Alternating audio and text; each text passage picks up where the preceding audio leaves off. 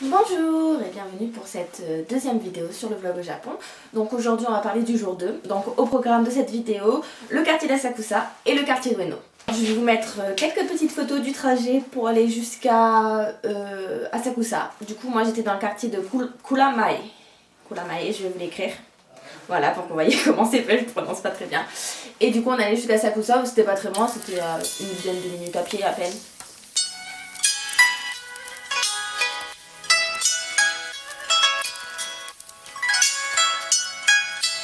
C'est normal au Japon.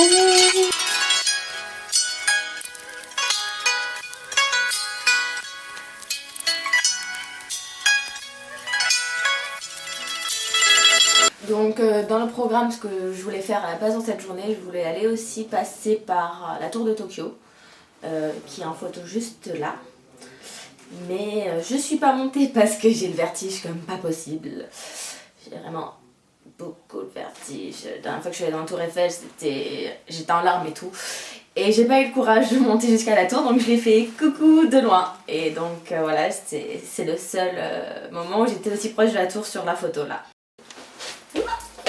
Donc en train d'arriver donc dans le quartier d'Asakusa. Alors c'est un quartier très mignon par rapport à ce qu'on voit à Tokyo, c'est des grands bâtiments et tout.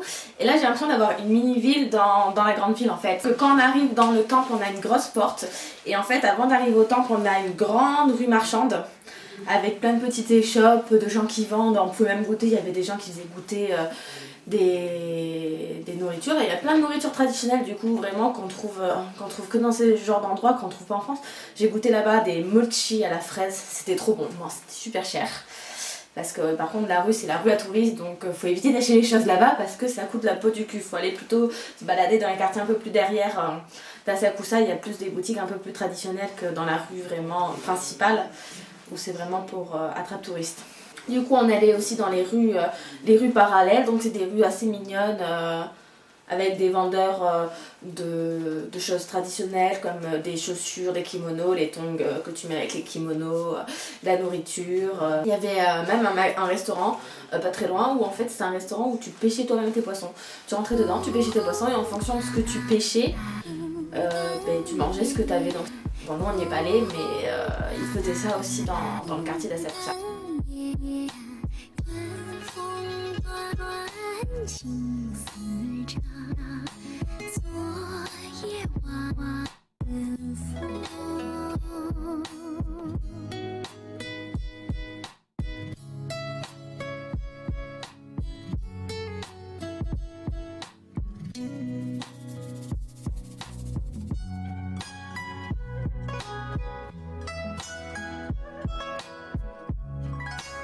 Donc après avoir visité un peu le quartier d'Asakusa, on est allé au temple. Donc au temple devant, il y avait de la fumée pour te purifier, où tu faisais...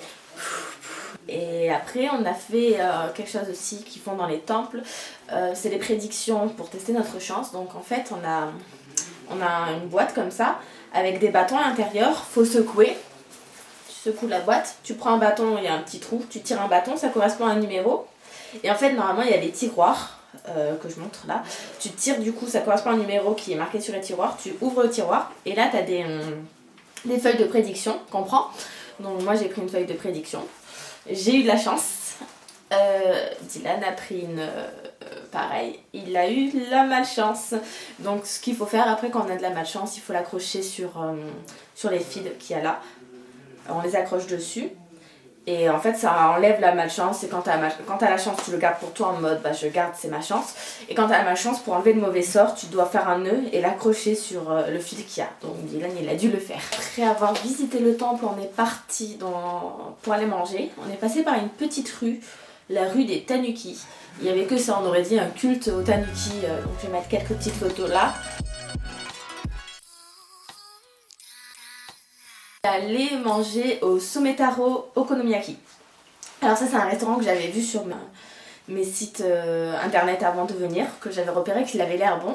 On est arrivé avant l'ouverture parce qu'il ouvre assez tard, je crois qu'il ouvrait vers 13h et quelques seulement. Alors pour les restaurants c'est assez inhabituel que ça ouvre aussi tard. Il ouvrait vers 13h, donc on est arrivé à l'ouverture. Et il y avait 4 ou 5 gens qui faisaient la queue pour manger dans le restaurant. Donc je me suis dit qu'à mon avis ça devait être un truc assez réputé pour que les gens fassent la queue pour aller y manger. Et en effet, c'est vraiment un bon restaurant. Je le conseille vivement d'ailleurs. Donc on est rentré, en fait c'est un restaurant traditionnel où quand tu rentres t'es sur des tatamis, donc tu dois enlever tes chaussures à l'entrée, tu les poses dans une poche que tu prends avec toi, tu les mets dans une poche et tu vas manger du coup sur les tatamis, tu es assis au ras du sol, donc tu t'assois au ras du sol, donc nous on sait, et tu cuisines ta propre nourriture. Donc les okonomiyaki c'est les omelettes japonaises, donc c'est à base de choux verts, d'œufs donc pour faire les omelettes. Et après, moi je l'avais pris avec du porc et Dylan avait pris du porc et du bœuf. Donc après tu peux choisir, il y a plusieurs types d'omelettes. C'était vraiment super bon. Moi qui aime pas le chou, bah, je l'ai mangé super facilement alors que une bonne quantité de l'omelette c'était du chou pourtant. Et vraiment j'ai trouvé ça super bon et même le lieu c'était vraiment tout mignon comme tout.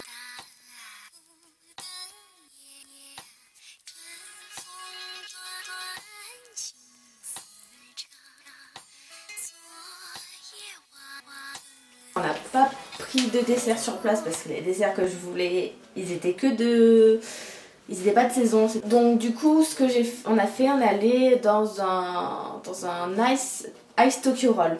C'est des glaces japonaises roulées et ça je voulais absolument goûter en France, sauf qu'à Bordeaux il n'y a rien encore qui font les glaces roulées. Je vous montre des photos, c'est vraiment trop mignon, je trouve la présentation et tout c'est vraiment super mignon. Bon après au final au niveau du goût ça a le même goût qu'une glace basique donc ça n'a pas vraiment d'intérêt.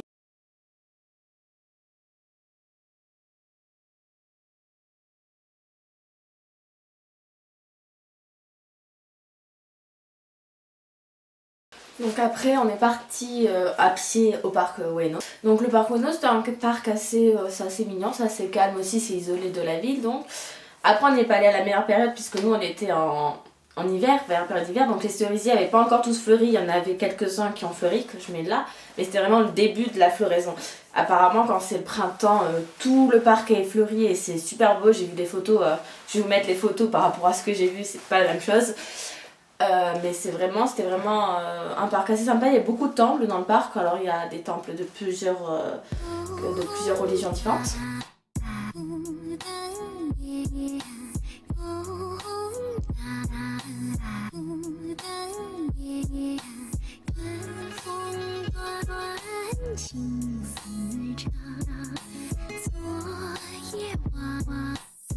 Et ensuite on est allé à un autre temple qui était dans le parc.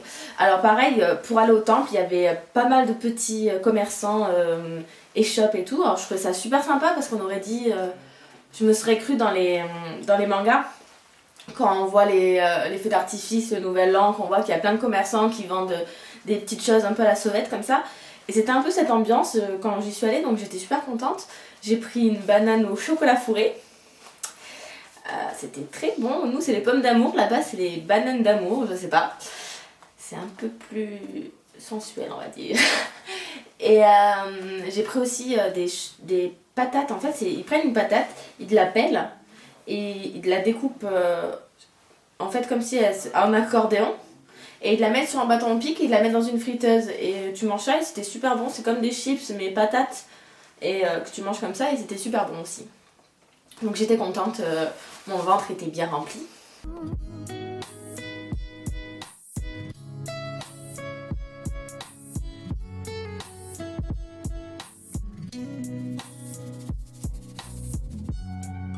Et dans cette rue justement, il y a une japonaise qui m'a accostée, qui me fait « Oh bonjour, est-ce que tu peux me parler de prendre en photo ?» Alors moi je croyais qu'elle voulait que je la prenne en photo, elle montrait son appareil photo.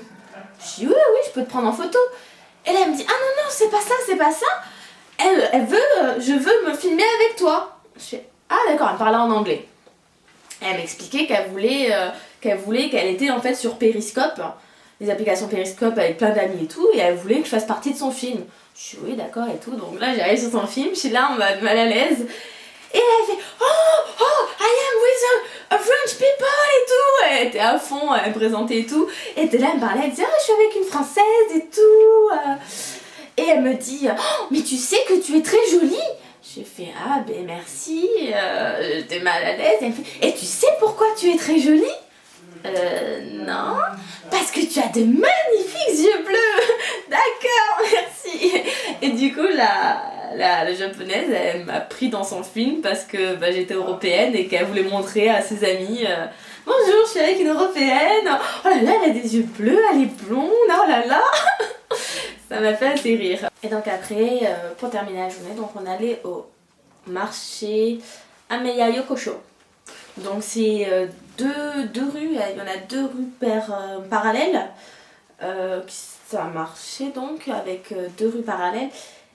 Et c'est juste horrible d'y aller là-bas. C'est bondé de monde, faut pas être claustrophobe pour y aller. C'est vraiment, t'es collé serré avec les gens, faut faire attention. Du mal à respirer quoi, t'avances, tu fais qu'est-ce qui m'arrive. Donc voilà, c'est plein de commerçants du coup, mais il faut éviter d'y aller si t'es claustrophobe. Et puis bah le problème c'est qu'on peut pas profiter, on est tellement emporté dans la foule, le monde et tout que ouais, ça nous a vite saoulé, on est vite parti du marché, on s'est même pas arrêté voir les marchés qu'il y avait et tout.